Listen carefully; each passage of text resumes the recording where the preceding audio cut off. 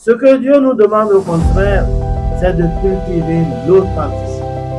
De cultiver l'authenticité. De chercher à être honnête dans ce que nous faisons. Intégralement honnête. À chercher la sincérité dans nos actions, dans nos paroles. Bonjour chers amis auditrices, bonjour chers amis auditeurs. Heureux de vous retrouver en ce jour que le Seigneur nous a donné, nous a renouvelé sa grâce. Nous devons en profiter amplement. Et avant d'aller plus loin, je voudrais vous inviter à lire deux textes avec moi. Le premier, c'est dans Matthieu 23, le verset 28. Le second, 2 Corinthiens 11, verset 13 à 15. Dit ceci. Vous de même, au dehors, vous paraissez juste aux hommes, mais au-dedans, vous êtes plein d'hypocrisie et d'iniquité. Le second passage, 2 Corinthiens 11, versets 13 à 16. 2 Corinthiens 11, versets 13 à 16, nous lisons ceci. Verset 13. Toutes mes excuses, hein? C'est dans 1 Corinthiens. 2 Corinthiens 11, versets 13 à 16. Verset 13.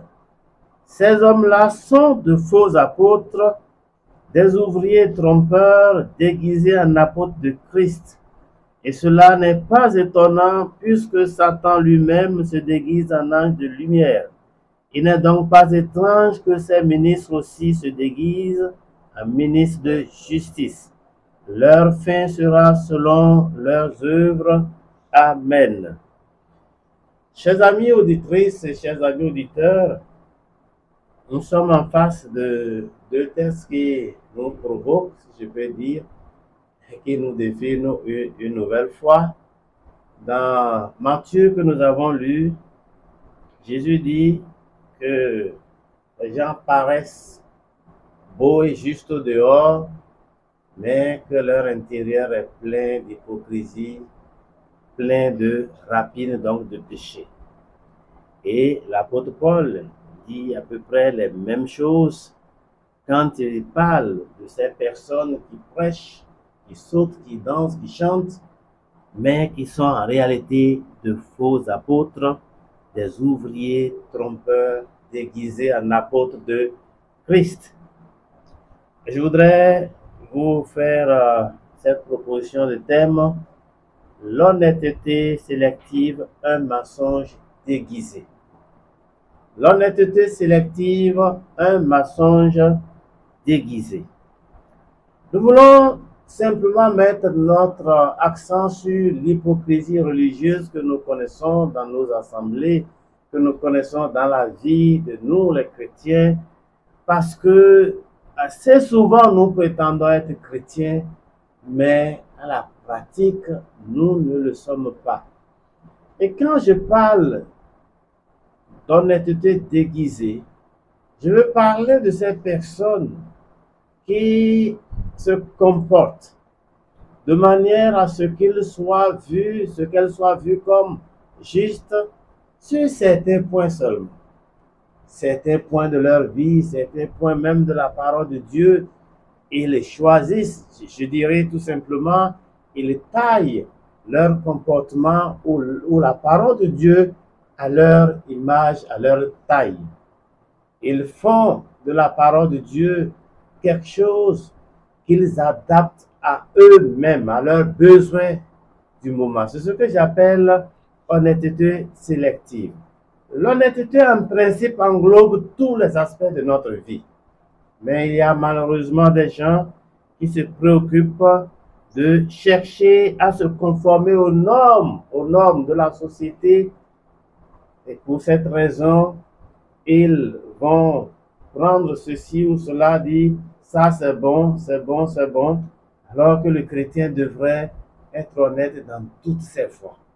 Chers amis, chers frères, nous sommes dans une société qui parfois nous étreint et qui peut finir par nous écraser si nous ne nous appuyons sur le Seigneur.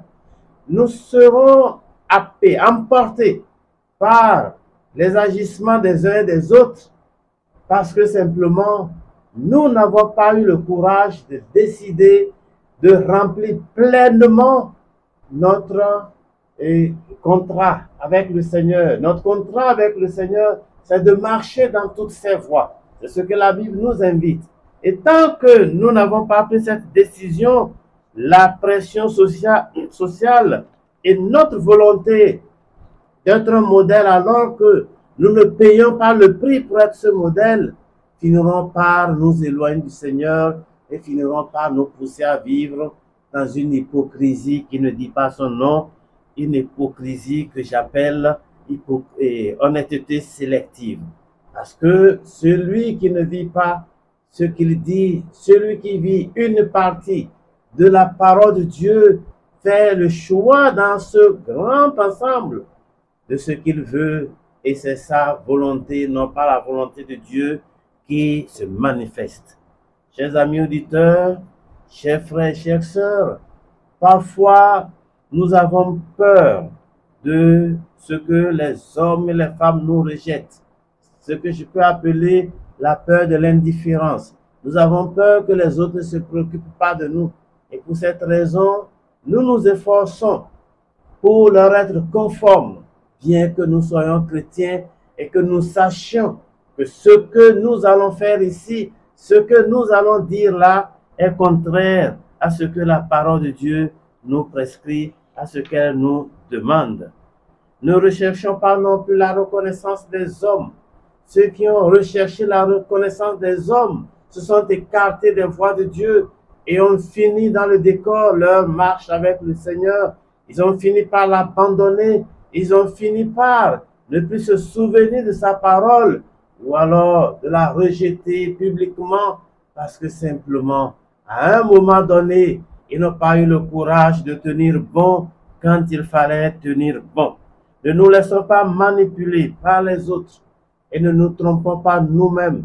Il y a des gens qui se trompent eux-mêmes, qui s'excusent de leurs péchés, de leurs faiblesses, qui pensent que leur situation est meilleure à celle des autres. Parfois même ils disent, oh, tel ne fait pas mieux que moi.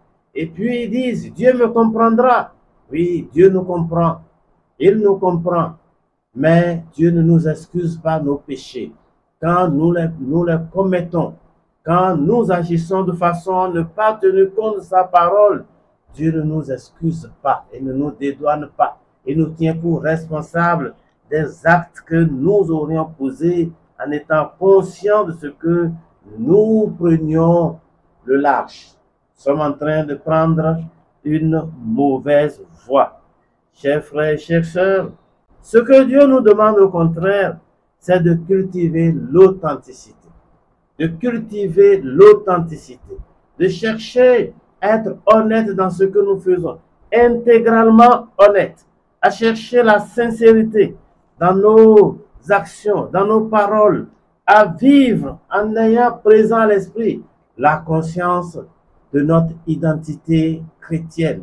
Si nous sommes chrétiens, nous sommes de la nature de Christ, nous sommes la race royale et nous devons en tenir compte dans toutes les circonstances. Que Dieu nous préserve de ce péché donc, l'honnêteté sélective qui est en réalité l'hypocrisie et qui va ruiner encore toute personne qui tentera de vivre de cette hypocrisie.